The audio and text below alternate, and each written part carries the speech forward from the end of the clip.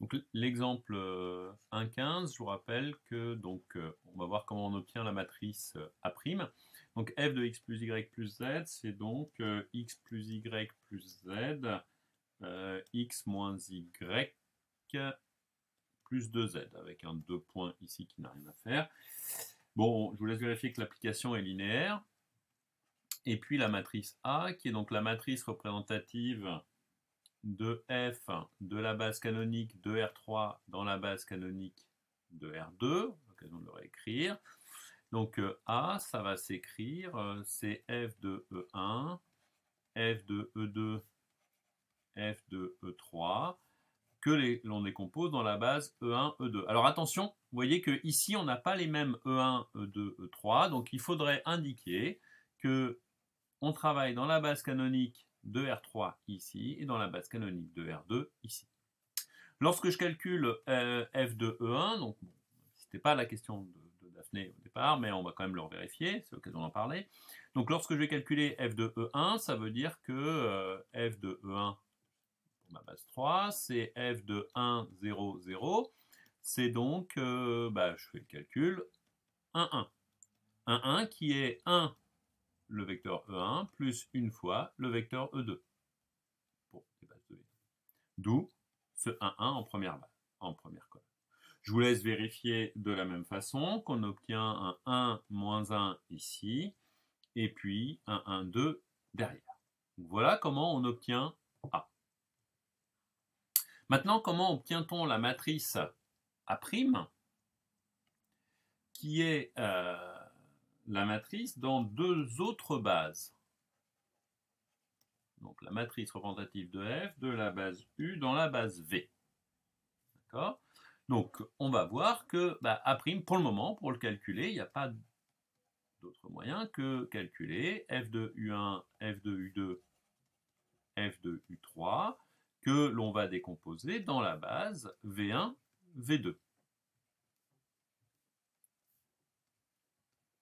Alors en fait, soyons honnêtes, j'ai triché. C'est pas comme ça que je l'ai obtenu. J'ai triché pourquoi? Parce que j'ai utilisé le cours de pas demain mais après-demain, qui va vous donner une formule magique qui va s'écrire comme ceci. A' égale P-1 AQ avec P et Q des matrices bien trouvées. Ça s'appelle la formule de changement de base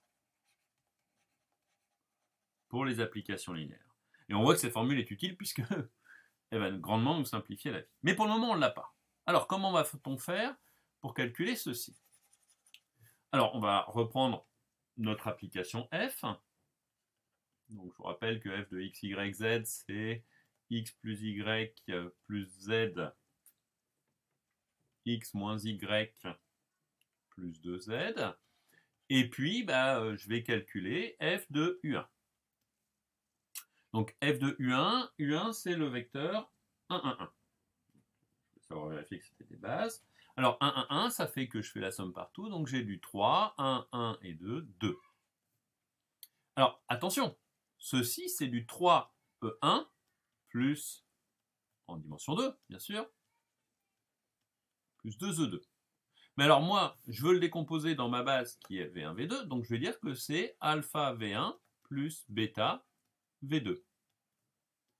Je vais chercher alpha et bêta. Alors, alpha V1, V1, c'est 1, 1. Donc, c'est du alpha, alpha, plus bêta, alpha.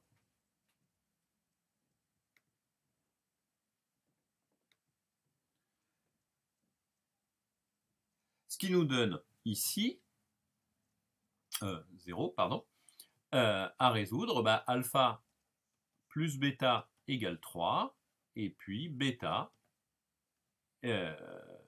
alpha, pardon, égale 2. Donc alpha, on obtient 2, et puis bêta vaut 1. D'accord? C'est-à-dire que lorsque je reprends mon calcul ici, ma décomposition, j'obtiens que le vecteur 3, 2, c'est pas autre chose que le vecteur 2V1 plus V2. Donc dans ma décomposition, ma première colonne, c'est f de U1, que je décompose vectoriellement, verticalement. Alors bien sûr, toutes ces indications là, hein, c'est du brouillon.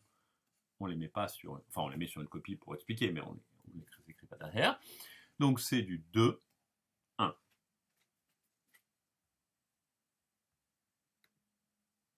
D'accord? D'où la première colonne.